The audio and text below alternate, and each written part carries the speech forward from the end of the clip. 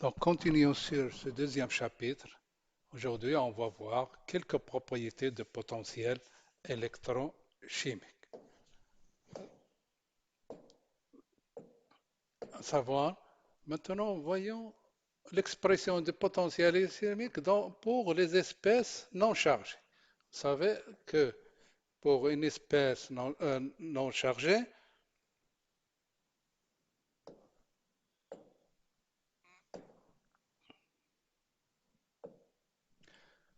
donc pour une espèce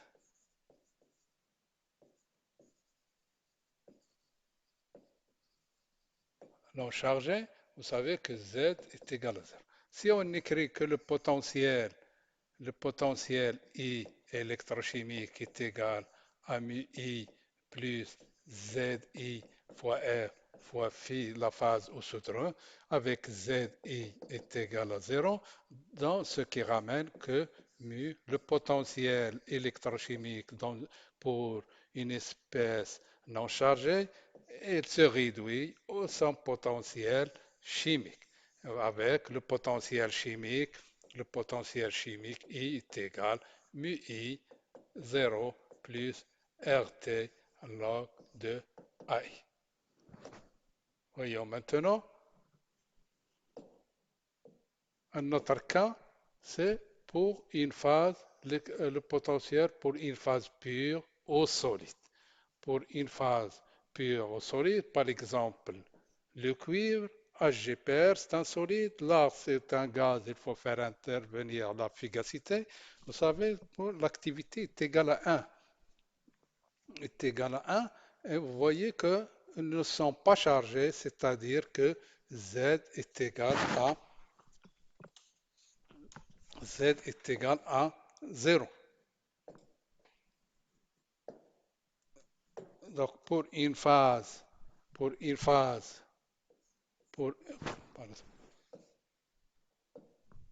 pour une phase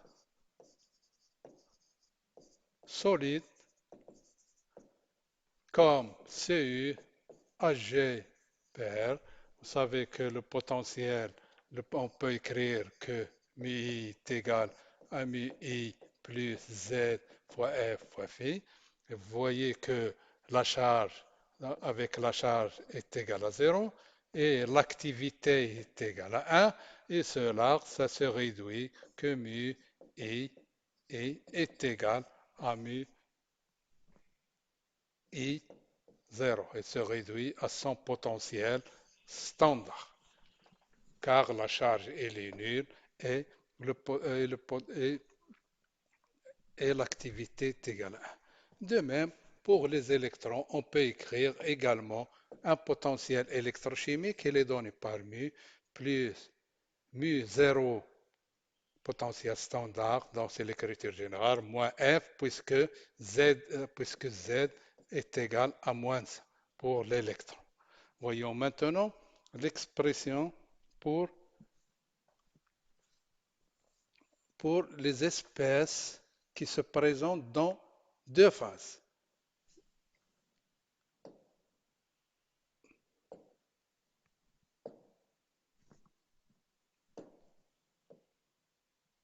Pour une espèce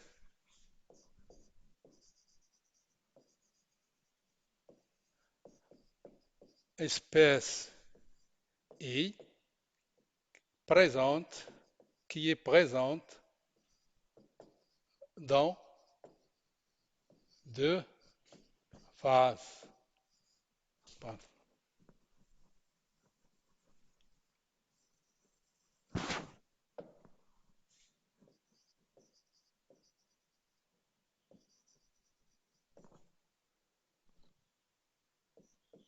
Par exemple, dans deux phases, alpha et bêta. Donc l'espèce I, donc l'espèce alpha et bêta. C'est-à-dire qu'on aura égalité, c'est-à-dire que le potentiel électrochimique est égal, le potentiel électrochimique dans la phase alpha, il serait égal au potentiel électrochimique dans la phase bêta.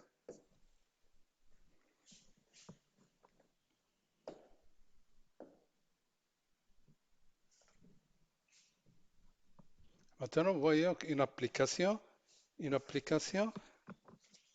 des potentiels électrochimiques.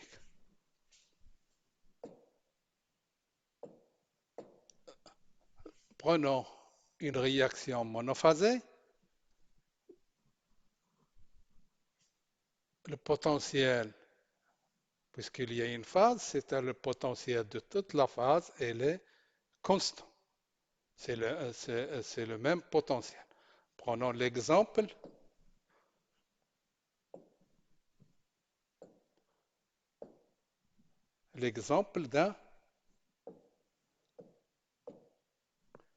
d'un acide H,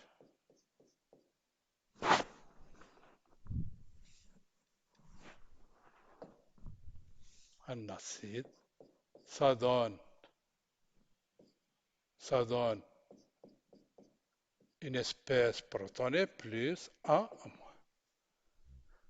savez que le potentiel, la somme des potentiels est égale à zéro.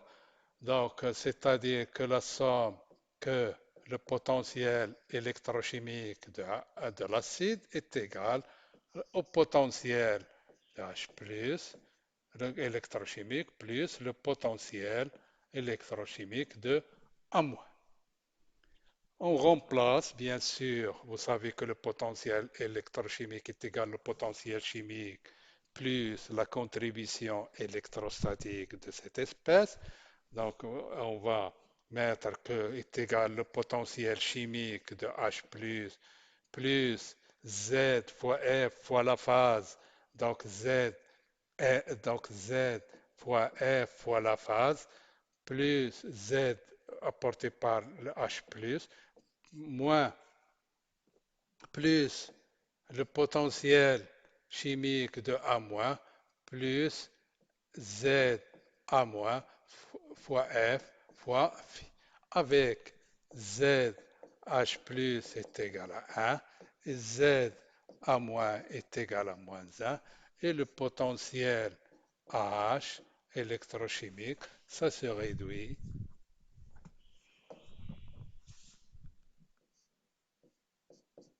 à H. Donc le potentiel AH, ça devient égal au potentiel de H plus F fois phi, puisque c'est la même phase. Les deux espèces se trouvent dans la même phase. Donc plus H plus mu A moins, moins cette fois-ci F fois phi pour l'espèce A. Donc là, ils vont s'éliminer. Et là, ça se réduit au potentiel mu H plus mu A. Et cela est équivalent à mu A H. Et par suite, pour une phase, pour une réaction monophasée, le potentiel AH électrochimique, ça se réduit au potentiel chimique.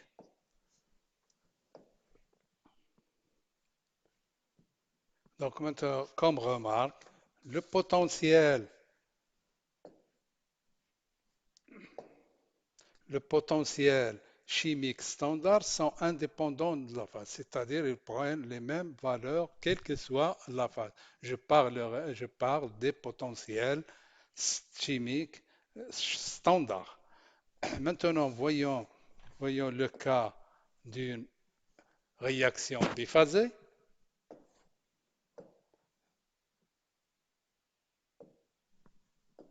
Donc une réaction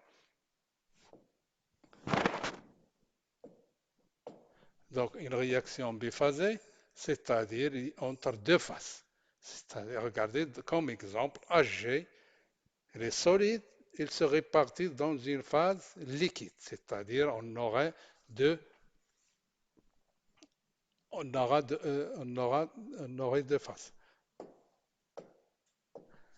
Donc, je vais reprendre ici deux phases. Donc, j'aurai HgCl solide, ou bien dans une phase alpha, ça donne Hg plus plus Br moins dans une phase bêta. Donc, tout simplement, écrivons l'égalité à l'équilibre des potentiels électrochimiques de telle sorte on aura Hg PR, le potentiel électrochimique est égal le potentiel électrochimique de Hg plus le potentiel électrochimique de PR. Et en tenant compte toujours de, vous savez que pour Hg PR, l'activité est égale à 1 et Z Hg PR est égal à 0. Et là, par suite, son potentiel, son potentiel, ça se réduit. Donc, le potentiel HGPR, ça se réduit au potentiel standard de HGPR. Vous pouvez également de le faire avec comme composé HGCl.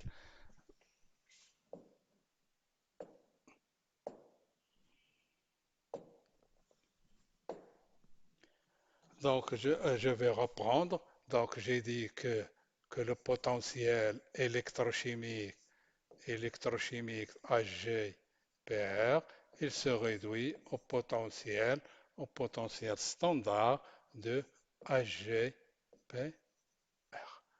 Cela est égal, je vais développer, est égal au potentiel chimique de Hg plus le potentiel électrochimique de PR moins. Et maintenant, je vais développer les autres. Donc là, HgPR, c'est égal au potentiel chimique de Hg plus la charge est égale à 1 fois F fois phi bêta, puisque dans la phase bêta, plus le potentiel chimique de PR moins, cette fois-ci la charge est égale à moins F fois phi bêta. Et là, je vais simplifier. Et là, vous aurez que ça se réduit et je vais développer le potentiel chimique. Donc, ça serait 0 Hg plus RT log de l'activité de Hg